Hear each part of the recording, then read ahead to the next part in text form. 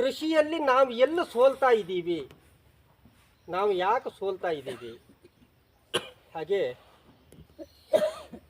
ಕೃಷಿಯಲ್ಲಿ ಏನೂ ಇಲ್ಲ ಇಂಥ ಒಂದಷ್ಟು ವಿಚಾರಗಳು. ಬಹುಶಃ ನಾವು ಎಲ್ಲಾದರೂ ಹೋದರೆ ನಮ್ಮ ಮಾತುಕತೆ ಅಥವಾ ಒಂದು ಚರ್ಚೆ ನಡೀತಾ ಇದ್ದಾಗ ಬರೋ ವಿಷಯಗಳೇ ಅದು. ನಾವು ತೋಟ ಮಾಡ್ಕೊಂಡಿದ್ದೀವಿ,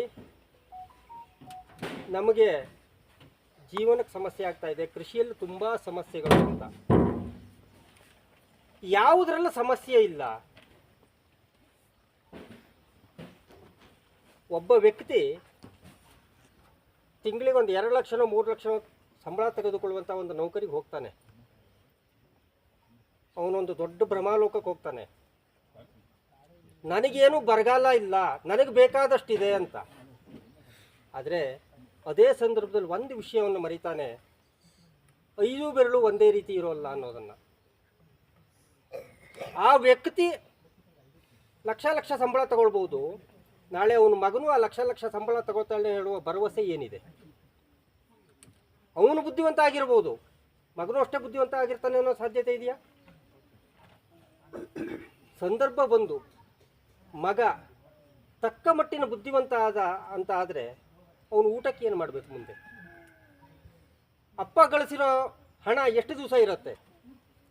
ಅದೇ ಒಂದು ಕೃಷಿ ಭೂಮಿಯನ್ನು ನಾವು ಮಾಡಿಟ್ಟರೆ, ಕೃಷಿಯನ್ನು ಮಾಡುವವರು ಅತ್ಯಂತ ಬುದ್ಧಿವಂತರಾಗಬೇಕು ಅಂತಿಲ್ಲ.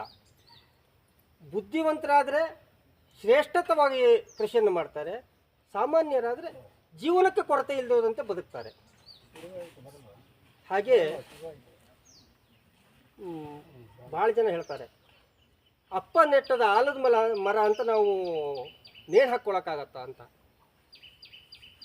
ಸ್ವಾಮಿ, ಅಪ್ಪ ಆಲದ ಮರ ನೆಡೋದು ಮಗ ನೇಣು ಹಾಕ್ಕೊಳ್ಳಿ ಅಂತಲ್ಲ, ಶ್ರಮಪಟ್ಟು ದುಡಿದಾಗ ನೆರಳನ್ನು ಕೂತು ವಿಶ್ರಾಂತಿ ತಗೊಳ್ಳಿ ಅಂತ. ಎಲ್ಲಿ ನಾವು ನೆಗೆಟಿವ್ ಕೆಟ್ಟದ್ದನ್ನು ಯೋಚನೆ ಮಾಡ್ತೇವೋ ಅಲ್ಲಿ ನಮಗೆ ಕೆಟ್ಟದ್ದೇ ಬರ್ತಾ ಹೋಗುತ್ತೆ. ಕೃಷಿಯಿಂದ ಯಾಕೆ ಜನ ವಿಮುಕ್ತರಾಗ್ತಾ ಇದ್ದೇವೆ? ನಾವು ಅಲ್ಲಿರುವ ಸಮಸ್ಯೆಯನ್ನು ಮಾತ್ರ ನಮ್ಮ ಮಕ್ಕಳಿಗೆ ಹೇಳ್ತೀವಿ, ಅಲ್ಲಿರುವ ಒಳ್ಳೆಯದನ್ನು ನಾವು ಹೇಳೋಲ್ಲ.